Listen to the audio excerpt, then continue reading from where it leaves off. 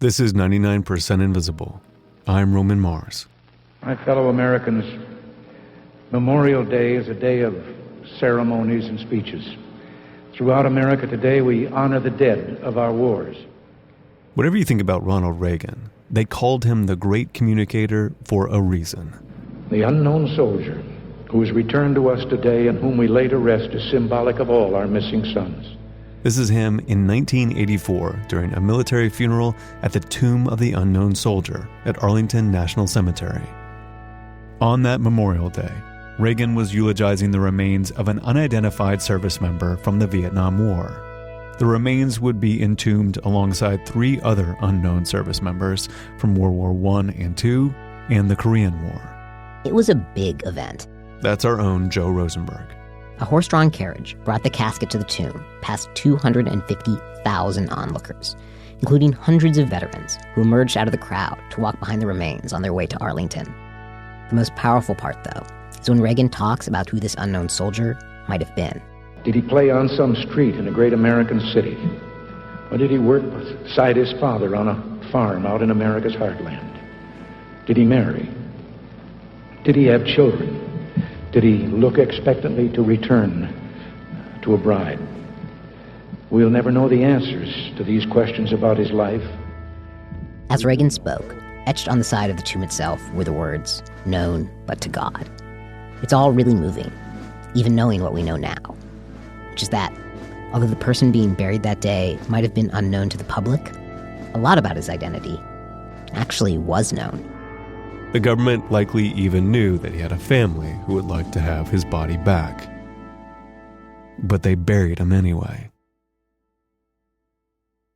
How to honor unidentified remains has always been one of the great conundrums of war. The Romans were fond of honoring them with an empty sarcophagus. After the Civil War, the Union buried 2,111 soldiers in a mass grave in Arlington that they purposefully built on top of Robert E. Lee's Rose Garden. It wasn't until the 20th century that it occurred to anyone to bury a single unknown soldier in a public setting. This sort of memorialization came about from World War I. This is Robert Poole. He's a former executive editor for National Geographic, who wrote a book about Arlington called On Hallowed Ground. And he says World War I ushered in an era of total war and mass participation, in which the combatants on both sides were mostly ordinary citizens. Anonymous everymans, often rendered literally anonymous amidst the violence of the Western Front. Everything about the war, not only the numbers, but the nature of it, was dehumanizing. Nobody who went through that war was ever the same again. And there was a British chaplain who was in the worst of the fighting on the front lines named David Railton. Railton would spend his nights conducting funeral services over the remains of soldiers ripped apart by shell fire, often burying them on the spot, sometimes en masse in the giant craters the shells had left behind. And while he was there, he thought about how terrible it was that there were these people who were essentially forgotten, buried in their graves, and nobody would ever remember them, and that there should be something better than that for them. And it was around this time that David Railton came across a temporary grave a few miles behind the front, marked by a cross bearing the name of a regiment and the words, "An unknown British soldier." And he realized, if you had a mass grave with 2,000 people in it, then it's a mass grave with 2,000 people in it. It's not an individual who had a life. Something about having a particular person makes it more real, more human. After the war, Railton advocated for a grave bearing the body of a single soldier to bring the impossibly large tragedy down to a human scale. The soldier's anonymity would allow each person who came to the grave to project whatever was most important to them onto the mystery. It didn't matter if you wanted to honor all those who served, or merely those who died, those who volunteered, or those who were drafted, or even whether you were for the war or against it. Everyone was free to mourn in their own way. And sure enough, when Britain dedicated the grave of an unknown warrior in Westminster Abbey in 1920, it was an overnight success. The dedication alone attracted so many mourners, the line for viewing lasted 10 days. And Britain's unknown warrior wasn't the only one. Britain, France, Romania, Italy, everybody at the same time jumped on this idea. Over 50 countries would end up building similar memorials, in part because the formula was so easy to follow. All you needed was the body of a single unknown soldier. The American Memorial is especially beautiful. It sits at the top of a hill that overlooks the rest of Arlington Cemetery. And starting in 1937, it has been watched over day and night without a single interruption by a lone guard, forever marching back and forth in front of the tomb. No one knows which service the remains are from, so instead of soldier or sailor or Marine, they're simply referred to as the unknown. In fact, anything that narrows the scope of who this person could be, including where exactly they were found, is purposefully withheld from the public in order to make sure that they represent everyone who fought. The tomb has become one of the Washington, D.C. area's biggest tourist attractions. But in 1956, we made one small, seemingly innocent change to the formula of the unknown that would end up proving tricky. We began adding a new set of unidentified remains for every subsequent war. World War II, Korea, and eventually Vietnam. Each war would get their own unknown. Which made sense. There were lots of unknowns to choose from, at least at first. In World War I, there were something like 1,648 unknowns. World War II, the unknowns were 8,526. A Korean War, 848. And then the last war in which we had an unknown, Vietnam, 4.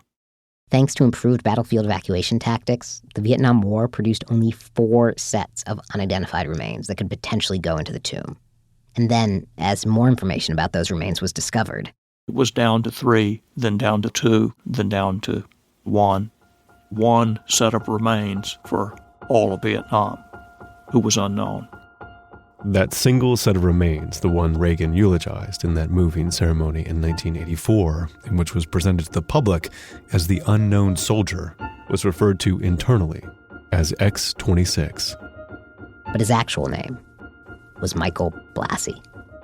There's not supposed to be favorites in families, right? This is Patricia Blassie. But the firstborn just has something about them.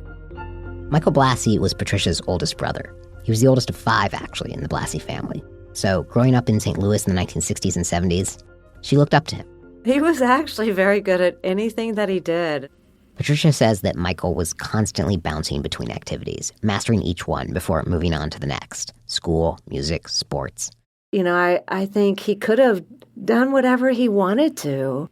But then he received an appointment to the Air Force, and he fell in love with flying at the academy. At flight school, Michael was assigned to fly a ground attack aircraft known as the A-37, dubbed the Dragonfly, or sometimes the Super Tweet. It was designed to fly low over its target.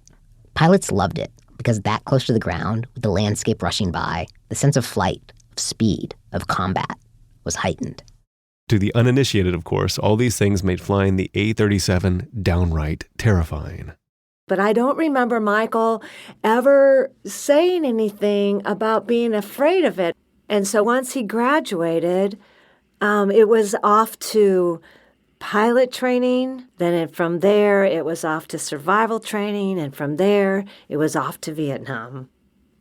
And I remember seeing him get on the aircraft in St. Louis. And I remember him looking back and waving to us with that beautiful smile. And I just remember thinking, oh, well, we'll see him again. I think we all did. By 1972, when Michael Blassie was deployed, America's military presence in Southeast Asia was shrinking rapidly. There were fewer than 25,000 U.S. servicemen left in Vietnam, as opposed to over 500,000 who had been deployed by the late 1960s. The war was, in effect, winding down, but it was still dangerous and there was still a lot of combat going on. This is Bill Thomas. He's a reporter who wrote about Michael Blassie for the Washington Post. And he says that the American servicemen who remained behind were stretched thin. They had to do a lot with a little. And that meant Michael was going to see a lot of combat. He arrived in Vietnam in January of 72. And by May of 1972, He had flown something like 130 missions. So virtually almost every day, he had at least one combat, sometimes two combat missions. The A-37 that Michael flew had a good record up to that point in Vietnam. Only a few had gotten hit. But when they were hit, things could get ugly fast. Because it could take all kinds of fire. I mean, you're flying 400 feet in the air and you get hit, you're not going to be able to parachute out of the plane. So that made it very dangerous. Michael would always take off and land from a protected airbase near Saigon. But his missions had him flying over a lot of dangerous places. And the most dangerous was arguably a town in South Vietnam called An Loc. In 1972, An Loc was occupied by the South Vietnamese military, along with a handful of American advisors. But it was under siege by an invading North Vietnamese army. The siege lasted a very, very long time. It went on for months. And I encountered a guy it was in An Loc, Chris Calhoun. And as he described it was like a scene out of Apocalypse Now. The city of An Loc was totally leveled. It looked like Hiroshima. This is Chris Calhoun. He was stationed in An Loc as an Army Ranger during the majority of the siege, and he often resorted to analogies as a way of explaining just how awful it was there. At one point, he described the South Vietnamese wounded, with their meager medical support, as looking like something out of the Civil War. An Loc was completely cut off from the rest of the world. We got food and ammunition by parachute drop every day. We were under constant shell fire. Chris's duty, in the midst of all this chaos, was to call in airstrikes. And it was Michael Blassi's squadron that was providing the air support. They were flying bombing runs over An Loc nearly every day. Michael and Chris never actually spoke one-on-one. Their time there didn't quite overlap. But Chris did get to know a lot of Michael's squadron mates really well. And we would talk on a radio. They'd read me Stars and Stripes. Stars and Stripes is the U.S. military's independently run daily paper. Why would they read you Stars and Stripes? Well, it was my only contact with the outside world. But in An Loc, they would be over us almost 24 hours a day. And they kept the North Vietnamese off our back. So these were people who I owed my life to. And it was on one of these bombing runs, keeping the North Vietnamese off their backs, that Michael Blassi flew his 132nd and final mission. We'll never know exactly what happened on May 11th, 1972. Witnesses recall that day's fighting as being particularly intense and chaotic. So a lot of what we do know comes from Blassi's commanding officer, who was flying in a plane alongside Blassi's. And he said the thing he remembered most of all was how bright everything was. The sky would have been filled with various planes and helicopters, each going after a separate target, but also tracer rounds being fired from multiple enemy aircraft guns. And they were taking ground fire the whole time, but because they were flying into the sun, they couldn't see where it was coming from. So this just added to the confusion of the battle. And somewhere in the midst of the blinding sun and the chaos and the confusion, Michael's plane was hit by ground fire. And remember, Michael's plane was designed to fly low. When he got hit, he was no more than 500 feet above the ground. And he had lost control of the plane. Blassi's plane began streaming fuel, inverted, and then disappeared into the jungle below. And there was no distress signal, which indicates that the pilot had probably been killed instantly. Michael's plane had crashed deep in North Vietnamese-held territory. A helicopter team tried to get to the crash site, but due to heavy enemy fire, they had to leave after just a few minutes, empty-handed. After that, there didn't seem to be any way to get to the site or find out exactly what had happened. Michael Blassi was declared missing in action and presumed dead. The Blassi family was informed that Michael's body would not be coming home. But it's the strangest thing that when there is no body, there is no gathering. When Michael died, it wasn't the first time Patricia had to deal with the loss of a close family member. Both her parents came from big families, lots of aunts and uncles, lots of funerals. And she says that any time someone passed away, they processed it by gathering together at the funeral and just talking about the person's life, who they were, how much everyone missed them. But this time, without a body to place beneath the tombstone, the family opted not to have a funeral. I mean, there was a memorial gathering, but it still wasn't the same. We didn't talk about it. Everyone just was, I remember it's just like quiet. And then it was just like, well, we'll go on with our lives and try to be normal. Well, it wasn't normal. Patricia says that Michael's death, or rather the not talking about Michael's death, ended up putting a strain on her parents' marriage. They later separated, and Patricia joined the Air Force, eventually attaining the rank of colonel. Life, in other words, went on, even as the topic of Michael sat undiscussed and unfinished. It was just sort of put over on a shelf, this thing that we didn't get to deal with. And it didn't resurrect itself until 26 years later after he was killed. We realized where he was. In 1994, more than 2 decades after Michael had been killed, both Patricia and her mother received a phone call from a complete stranger. And he said, I'm Ted Sampley, and I am a former Green Beret who served in Vietnam. Ted Sampley has since passed away, but back then he was sort of this minor celebrity who championed the cause of Vietnam POWs and MIAs. He was convinced the government wasn't telling veterans everything it knew, and he was calling Patricia with an outlandish theory about Michael's death. I mean, there wasn't anything in his voice that was like angry or, he was just matter of fact. But he said, I started researching who was shot down on May 11th, 1972, and what was found with them, and would that be on a fighter aircraft? His evidence was circumstantial, and his logic was long-winded. But he said, I believe your brother's in the Tomb of the Unknowns. That the body from Vietnam that President Reagan had buried with pomp and ceremony in 1984 wasn't unknown at all. That it was, in fact, Michael. At first, Patricia didn't know what to make of any of this. As far as she knew, Michael's body had never even been recovered. And remember, she herself was in the Air Force.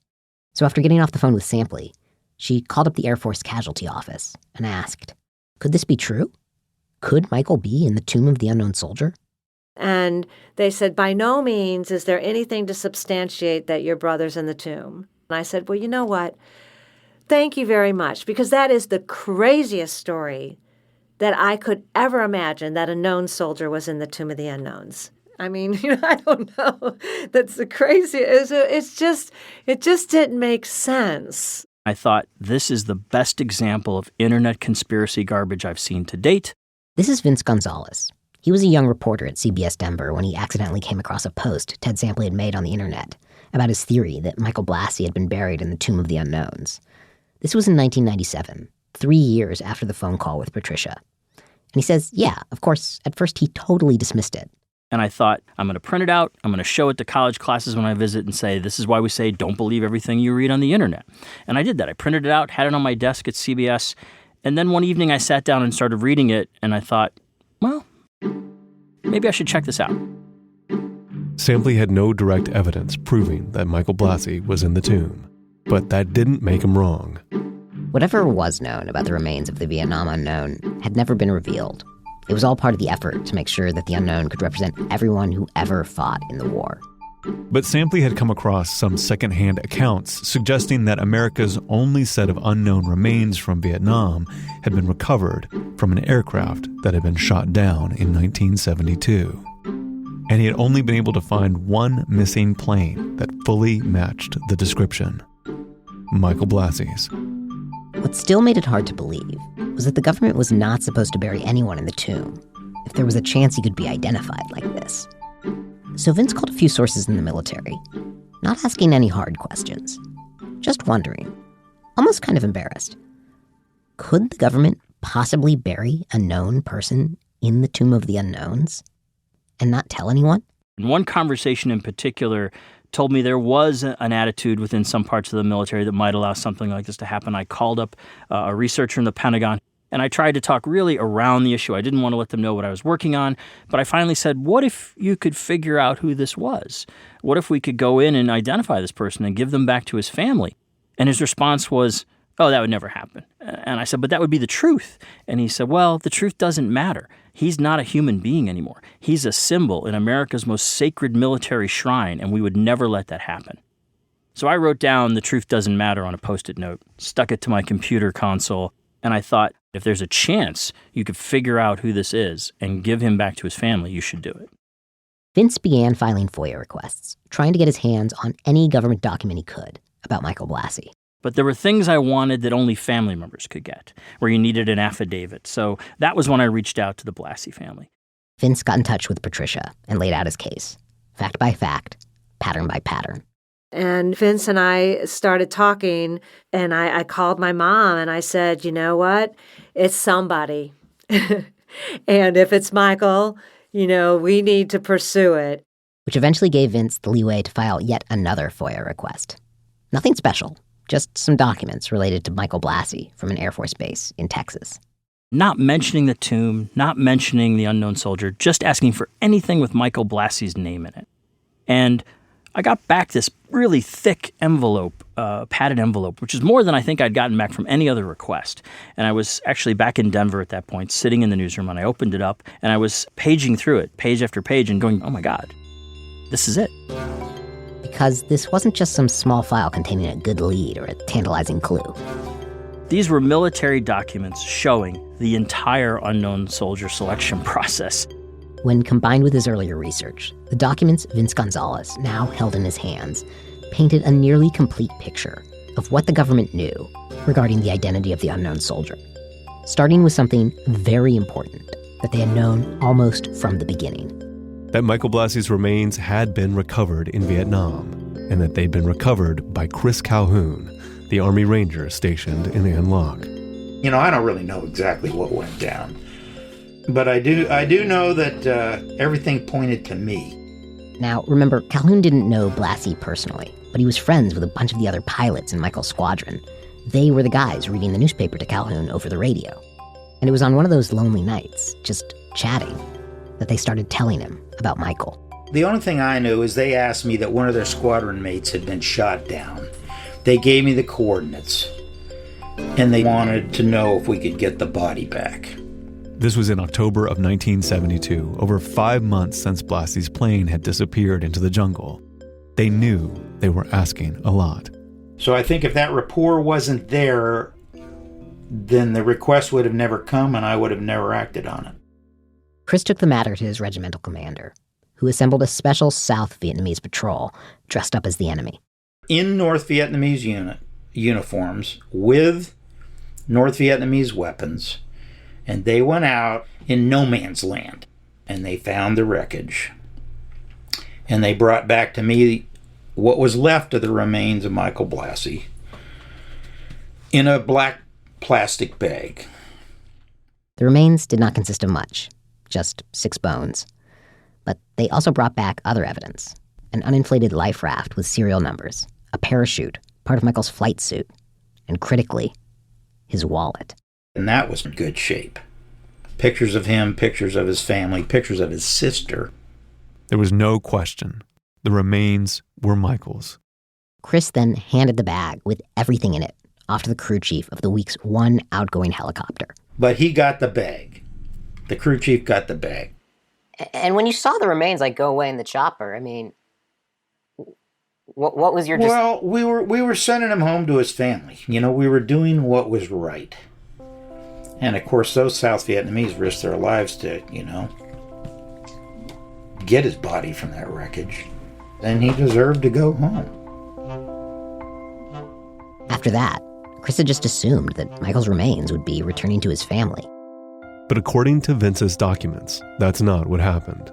The remains, along with the survival gear, would eventually arrive at the Army's Central Identification Laboratory in Hawaii, but not before the wallet, containing the ID that could link the bones to Blassie, went missing.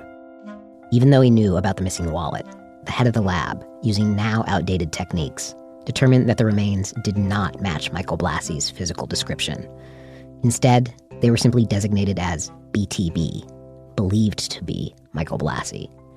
Without a positive match, due to Army policy, the Blassie family could not even be told that any remains had been found. Meanwhile, pressure began to mount in the Pentagon to place a veteran from Vietnam in the tomb of the unknown soldier. It was politics, but it was also patriotism. While there was a crass political angle to do this, to make nice with the Vietnam veterans, there was also a feeling of we need to get someone in that tomb so the nation can heal around this issue. But by the 1980s, there was only one set of unidentified remains left. The ones labeled believed to be Michael Blassie. So in 1980, the lab was ordered to strip the remains of their formal connection with Blassie and give them the anonymous designation X26. And in 1984, with the Reagan administration eager to put someone on the tomb before Election Day, they were told to prepare X26 for burial. And I spoke with technicians at the Army lab later who said we gave them every answer possible to say, don't do this. The technology is coming. This is not an unknown set of remains. The lab technicians told the Pentagon that new DNA-based technology was being developed that would allow the remains to be conclusively identified. They also pointed to the artifacts, like the flight suit and the life raft and a record of the missing wallet, all of which suggested that the remains were most likely Blassie's. But the push to put a Vietnam unknown in the tomb overrode that. And a general from the Army was sent to tell them, everybody better get the hell out of the way. And that's when Michael Blassie went into the tomb. My fellow Americans, Memorial Day is a day of ceremonies and speeches. Throughout America today, we honor the dead of our wars. And it's when President Reagan, who may not have known that any of this had happened, gave a speech at a burial in Arlington, invoking a powerful mystery. Did he marry? Did he have children? Did he look expectantly to return to a bride? We'll never know the answers to these questions about his life. The file that Vince discovered 13 years later, in 1997, showed that there had never been any mystery at all. Armed with the documents, he teamed up with veteran CBS correspondent Eric Engberg. They talked to anyone they could find who was involved in the unknown selection process. And when they felt they were ready, they presented their findings to Patricia Blassie. And I asked my mom to call a family meeting. And we sat down and we looked at the documents together, and we discussed, what should we do? Patricia wanted to go public with Vince and CBS. Her older sister, Judy, if anything, was even more eager to blow the lid off the whole thing. But George, the youngest brother, balked. Michael was buried in a place of honor, he pointed out. Maybe he could stay there and serve as the unknown for everyone else whose loved ones had never come back. But the tiebreaker was Michael's mother, Jean. She was a very patient woman, and she listened to all of the opinions of, her children, her living children, and waited until we were done with our bantering or whatever. And she just looked at us and she said, "I want to bring my son home." This is the CBS Evening News. Tonight, the results of an Eye on America investigation lasting over half a year. Is it possible the government knows the identity of a Vietnam War casualty buried at the Tomb of the Unknowns in Arlington National Cemetery, but deliberately kept it secret from the public and even his own family? A 7-month CBS News investigation has found evidence of a long-running cover-up.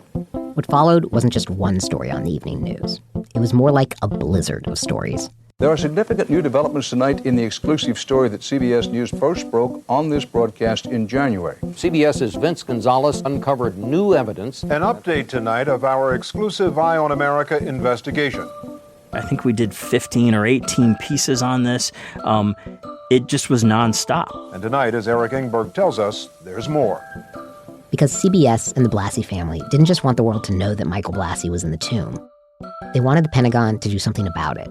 Michael Blassie's sister, Pat, says the family wants the remains tested, even if by some chance they aren't identified as Michael. Now Congress wants to investigate. If it's Michael, we want to bring him home. And at a certain point, they called us up and they said, "You're killing us." And a day or two later, they announced the tomb would be opened and the remains were going to be tested. On May 14th, 1998, the Department of Defense disinterred the remains of the Vietnam veteran from the Tomb of the Unknown Soldier. DNA samples were taken from Michael's mother, Jean, and his sister, Judy, and tested against the remains. They were a match. And after the scientists were finished talking to my mother, we were wrapping things up because my mother had to sign some papers and things like that. And then all of a sudden a man walked up and said, well, when we opened the tomb to do the DNA test, Michael's artifacts were in the tomb with him. And what would you like us to do with them? The life raft and other items that had been found at the crash in 1972 had been the only physical evidence, aside from the missing wallet, that could have tied the remains to Michael Blassie. Whether it was to preserve the artifacts or to hide them, someone at the Army lab in Hawaii had put them where no one would ever think to look. In the casket with Michael. They'd been sitting in the tomb underneath the guards and the crowds and the Arlington soil for 14 years. They were in a box.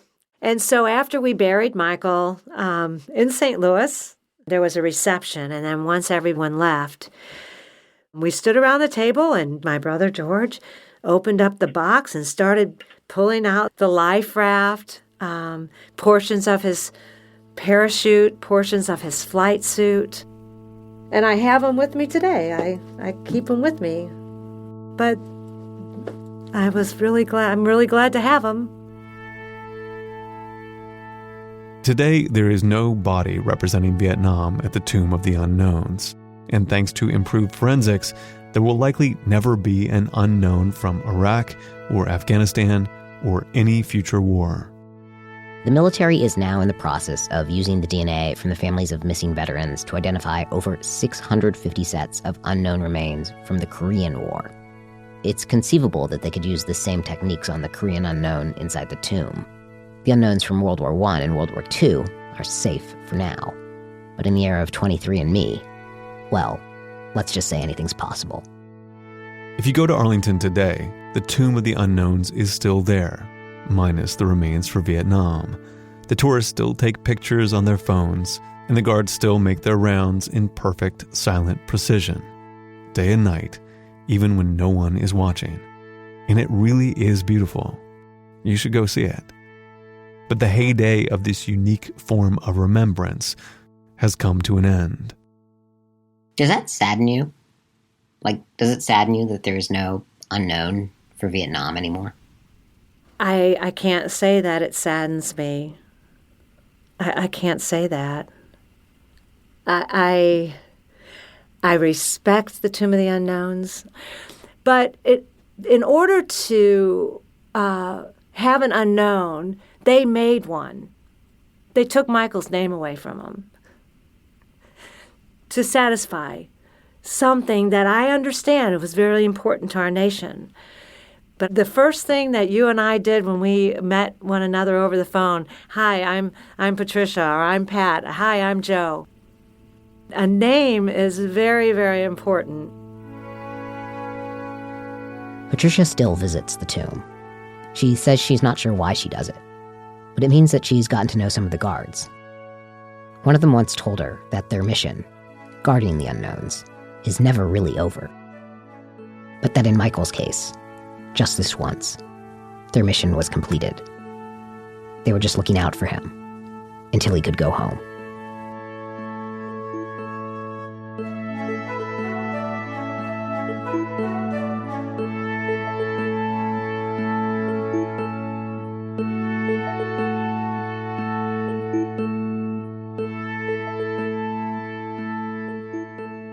Joe talks me through the very precise ceremony that has evolved at the Tomb of the Unknown. After this. Okay, Roman. So when I was a little kid, my parents and I think my grandparents, who lived just outside of Washington, D.C., they took me to Arlington Cemetery to see the Tomb of the Unknown Soldier. And I remember it really well. And I have to say the reason I remember it so well, and the reason I became interested in the tomb again more recently, is not the mysterious soldier in the tomb projecting whatever you want onto his anonymity. Mm-hmm. It's actually the guard. Huh. And it's not so much the idea of the guard keeping vigil, like this solemn duty, as much as it is what the guard is physically doing. And what they're doing most of the time is just taking 21 steps to the left, turning, stopping for 21 seconds, then turning and stopping for another 21 seconds, then taking 21 steps to the right, then stopping again, turning again, stopping again, stepping again, over and over and over until there's a guard change every 30 minutes to an hour. That sounds very, very precise. Yeah. And actually, that's the thing is like, you say that, but you have no idea. Like, let me sell you on this by just showing you a video of what this looks like. This is from a guard change. Forward! Up!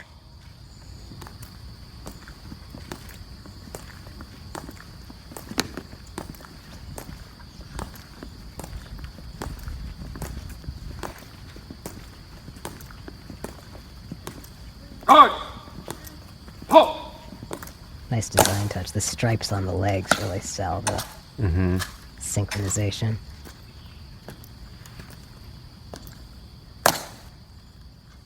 So as regimented as I was imagining it, it is even more so. It is like the innards of a Swiss clock. The way that they move together and then they move in time is stunning. Yeah, no. And one of the things I kind of really appreciate it is just the way, like, if you have like a Swiss clock that is kind of ticking away with precision, it hasn't this way of magnifying the silence around it. Right. There's a kind of weird silence to it. And apparently, to get this right, they train and practice for months in a separate facility. Wow. And it's almost meditative. Like you said, like inside of the silence, when you hear the clicking of their shoes and their heels together, you do get this space that's created inside of it that's very meditative. The word that just instantly came to mind is like Zen. Yeah. You watch them marching back and forth. And the guards, when they're doing it, they don't seem lost in the performance. Instead, at every step, they are totally present. They are completely aware of their surroundings. They are truly doing nothing but this. Unless you start laughing. Oh. It is requested that all visitors maintain an atmosphere of silence and respect at all times. Holy moly. I don't want to cross that guy at all. No, it's really terrifying. It just like bursts out of nowhere. And this is what happens if you get like kind of too rowdy or you laugh at the Tomb of the Unknown. And there's more. There's this whole subgenre of YouTube videos of like tomb guards yelling at visitors. Oh, good. They deserve it. Let's hear it. Let's hear it. So like let's find it. Let's find another one. It is requested that all visitors remain behind the chains and rails. It's requested that all visitors remain behind the chains and rails. It's like like and like, but they can just vary it up. They can like vary their tone. They can switch up the words a little bit. I think it depends on the guard. It depends on maybe their mood that day. Holy moly! So here's a more curt one. Get behind the rail. Oh, I love it. Just let them have it. And this is one where they reprimand some parents. Visitors must keep their children behind the trains and rails. Thank you. Little Billy being yanked back real fast. That happened to me. There's other videos where you see like people trying to sneak in, like kind of behind the rails. You get a view of them, and then they're yelled at, and then they just like they freeze like chipmunks who have been like caught, out in the open, and then just bolt, and it's just terrifying. My favorite comment though is from a YouTube user who said, and I quote, "When I was 10 years old, I made the mistake of sitting down during the changing of the guards, and I almost shat myself." Does any other national monument have something like this where there's this 24/7 ritual? Why in particular is it happening right here? Well, yeah, I mean, that's a good question, because the thing about the tomb is that, like, the way it is now is not the way it always was. It evolved into all of this kind of pomp and ceremony and spectacle. When it was first commemorated in 1921, it was a big moment. I think it was the first, like, nationwide radio address that the president ever gave was from the commemoration of the Tomb of the Unknown. Wow. But back then it was just kind of this low stone slab. Like, there was no big edifice or anything like that. And it kind of became a second-rate monument for a while. Like, people would picnic there, and photographers would, like, because it has this great view of, of the surrounding area because it's up on this hill. And photographers would actually kind of set up shop there, and people would, like, pose on the tomb. Right. Almost like just kind of like a roadside attraction. And people, but apparently like veterans caught on to this and started complaining about it because they saw that kind of people were just treating it, like entertainment, and they were like kind of putting out their cigarettes on it, things like that. And so they kind of complained about it to Congress, and eventually the government cobbled together the money to post a guard. And then starting in 1937, the guard was 24/7. And I've seen competing records on this. Some say since 1937, others say since 1948. The guard has never left. Even for hurricanes, it's stayed there. Wow. And then the other thing that happened during that time is that they always intended for there to be like a more updated, fancy tomb, but it just took them forever to get around to getting the funding. But eventually they did, and so they built the giant sarcophagus in 1931. And for that, they went to this quarry in Colorado, actually, to ensure that they got the exact same marble as the Lincoln Memorial. And although it wasn't designed by these guys, it was sculpted, like the actual physical sculpting is by this like famous set of brothers called the Piccirilli brothers, who were these Italian brothers who sculpted like everything. They sculpted the Lincoln Memorial, and my favorite is they sculpted the two lions in front of the New York City Public Library. Wow. And then in 1956, that's when we started adding these further unknowns from World War II, Korea, etc. Yeah. So it just built and built and built into this more and more reverent place. It has the image of an almost timeless tradition when you see it like this. But I actually kind of enjoy the fact that this is something that was, iterated upon and improved and, given a little more weight over time. I doubly appreciate it because I love when something's iterative in the direction of honing towards austerity and elegance, as opposed to iterative and feeling like cluttered. Getting more casual or something like that. It's a fascinating place, particularly because of this ceremony. It makes it all the more special. Have you ever had a chance to speak to one of the guards when you're doing the reporting? I confess I did not manage to reach a guard in time for this coda. I had bigger fish to fry, Roman. I had a story to work on. Totally. There was a 20-year mystery to solve. But I got the next best thing, which is I found that one of the guards did, of course, a Reddit Ask Me Anything. That's the next best thing.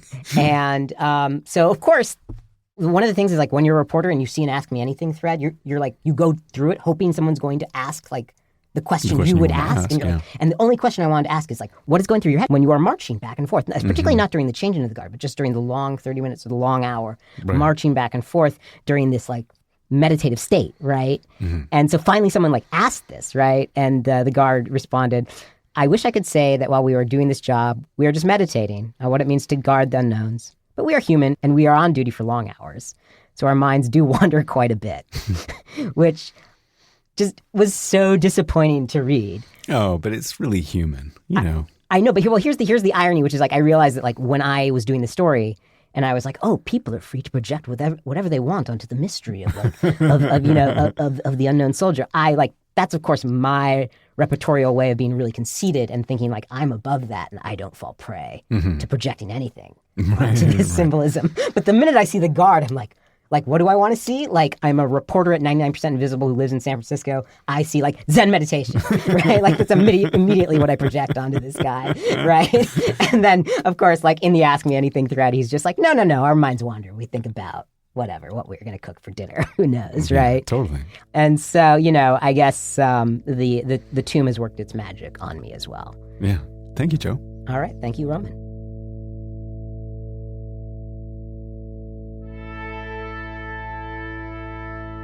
"99% Invisible" was produced this week by Joe Rosenberg. Mix and tech production by Sharif Youssef. Music by Sean Real.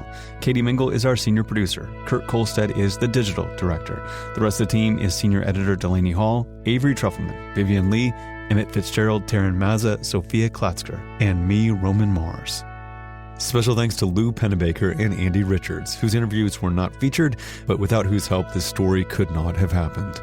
We're especially indebted to Andy Richards' biography of David Railton, the clergyman who first came up with the idea of the Tomb of the Unknown Warrior. The book is called The Flag, and you should check it out. We'll have more information on our website.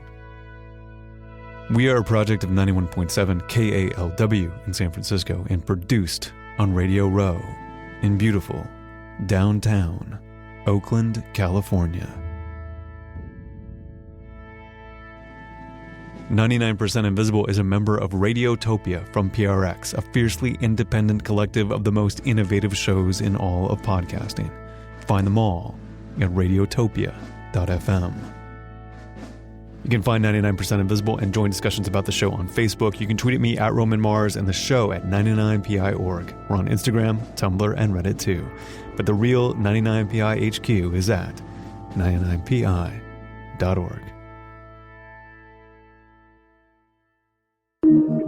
Radiotopia from